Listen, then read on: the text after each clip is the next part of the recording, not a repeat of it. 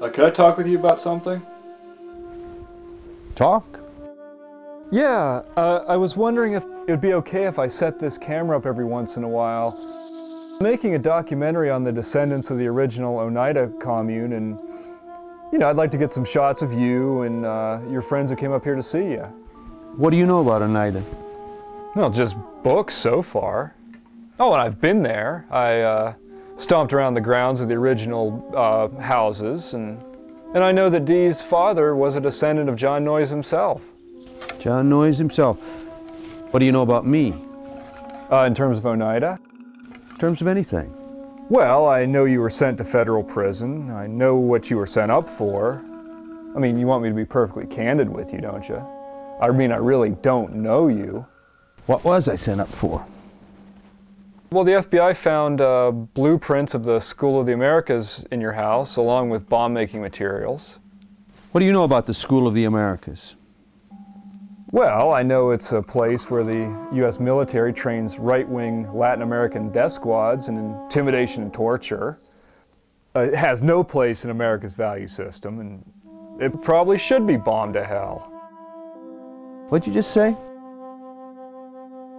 I said... Wait. Let me see that camera a minute. I don't know about these things. Is it on? Yeah, it's on. It's running. Okay. What I said? Well, what do you think about the School of the Americas? Well, I'm in agreement with you. It's a wicked place, and it probably should be bombed to hell. Okay. How do I turn this thing off? Yeah, Roger, you can do this documentary on one condition. That footage is included in your final product. Deal.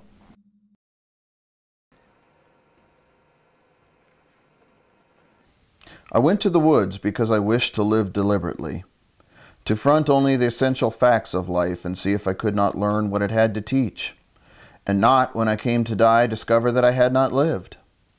I did not wish to live what was not life. Living is so dear. You like this? Yeah, it's interesting. Seeking some kind of venison which I might devour. Looks like you're setting up that camera in the wrong room. Oh, sorry. You're going to be in this shot, aren't you? Oh, I wasn't planning on it. Oh, yeah. Come on, bring the chair up here and sit across from me.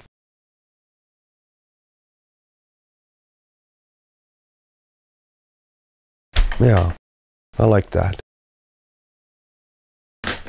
Thoreau was my high school inspiration. Before I'd ever been to Walden Pond, the lakes and the ponds there were as real to me as the ponds and lakes around Oneida. I need to get back to him. Did he have any women in his life, do you know? Yeah, he had a mother and 2 sisters. Frank, that's not what I meant, and you know it. Did he have a lover? Yeah, that should be fine. Okay, let's just get started. All right.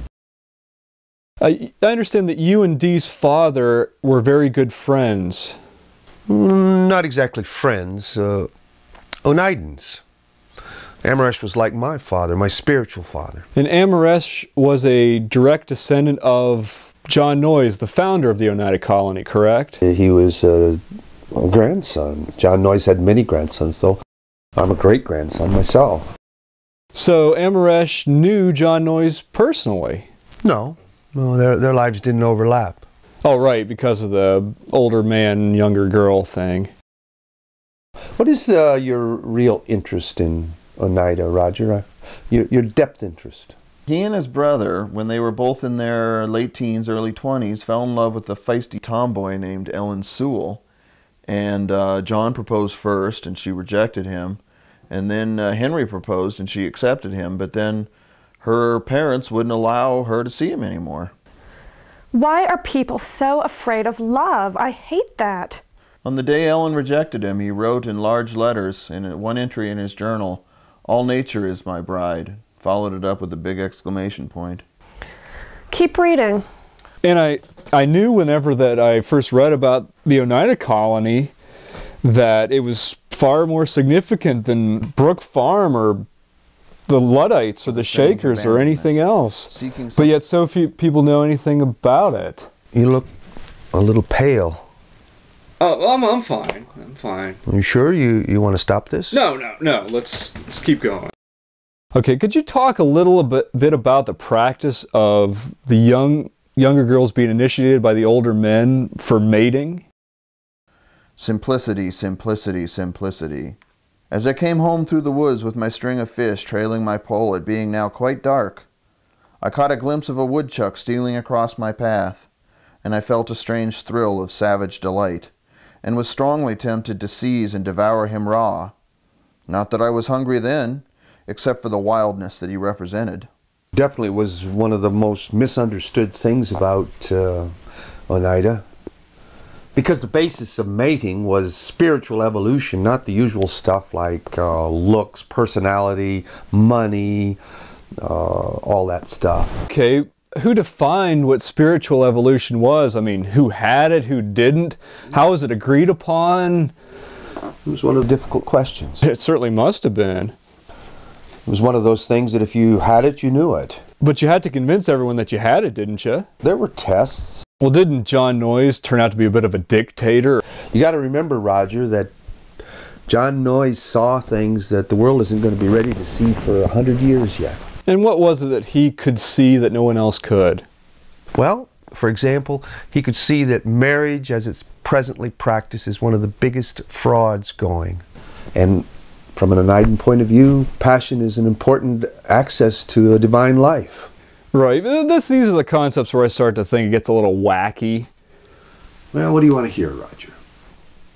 Oneida practiced what everybody knows deep down, but nobody lives. And that is that nobody owns anything. Nobody owns anybody. Once or twice, however, while I lived at the pond, I found myself ranging the woods like a half-starved hound, with a strange abandonment, seeking some kind of venison which I might devour, and no morsel could have been too wild for me.